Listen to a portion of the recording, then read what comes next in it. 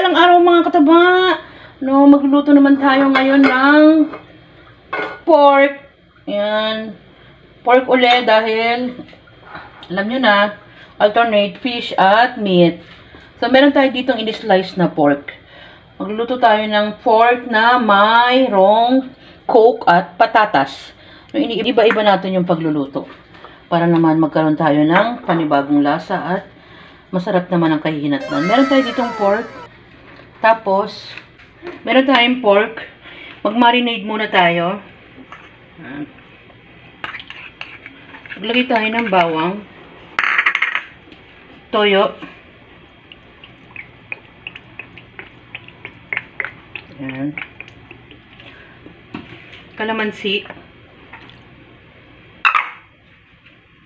Ayan. Maglagay tayo ng ketchup. Pwede kayo maglagay ng sili kung gusto nyo. Para mas sabi nga nila may kick. Paminta. Marinate natin to mga 1 hour. No, mas maganda kasi pag medyo matagal. Mas malasa yung pagkain. Tapos, maglagay tayo ng Ajinomoto. Yan. Isama natin tong coke. Di bote lang yung ginamit ko mga kataba. Ganto lang. Ganto lang na ano. Yan. Lalagay ko na yan. Marinate natin. Yan. Iwan natin mga 1 hour. Saka natin balikan bago tayo mag-fry. At mag-gisa-gisa ng kaunti. Habang minamarinate natin yung pork, mag-fry naman tayo ng kamote. No? Yan. At isasabay ko na rin maya-maya ng konti yung ating patatas. Ipa-fry ko lang yun. Yung pagpa-fry naman, alam nyo na, pagkasalang ko dyan, nakalagay na yan sa isang lalagyan. At, alam nyo na ang gagawin natin dyan. Balikan natin ang ating kamote. Dyan sa same pan, dyan na rin tayo magigisa-gisa. Kasi malinis naman yan. At, nakapag-fry na tayo ng ating kamote. No? Kasama ng patatas. Yan. Hindi masyadong hindi ako naglagay masyado ng mantika.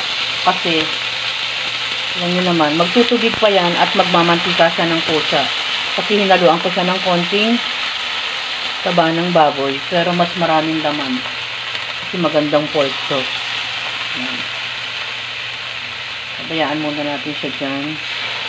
Yan. Ilalahat ko yan. Kasi parang natin, sinisimmer natin yan dyan. Bago tayo maglagay na kung ano-ano. Yan, balikan natin yan. Maya-mayang konti. Yan, tinanggal ko na yung excess niyang liquid kasi para madrain siya at maprito. Naglagay tayo ng sibuyas. Kasi yung excess liquid niya, yun ang din ang ipang papakulo natin ulit. Pina-fry lang muna natin siya ng kaunti. At kasama ng sibuyas. Ngayon naman, saka natin ilagay yung pinagbabara natin kasama ng liquid na pinagpakuluan kanina. I-drain natin ng kaunti. Para kumapit yung lasa niya pa. Kasama ng bawang na yan. Tapos, takpan natin.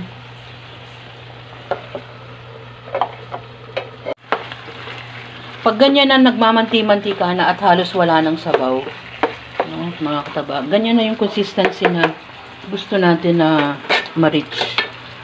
Tapos, tikman natin ng kaunti. Uy! Tikman mo, anak. Yan. Uy! Yun, parehas kami yung, ay, uy! Ay, oo, uy, uy, oy, oy, ay, what? Yan na. Uy, ay. Pork naman uli, mga kataba.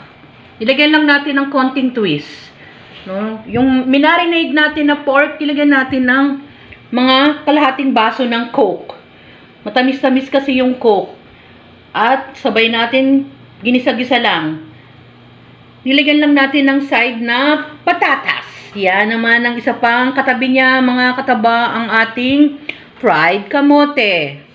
Yan ang magkapares. Wow, twinkle twinkle star ang mata ng anak ko. Enjoy, kumain, mag-ingat, at maging masaya. Salamat sa panonood. Twinkle star. Bye!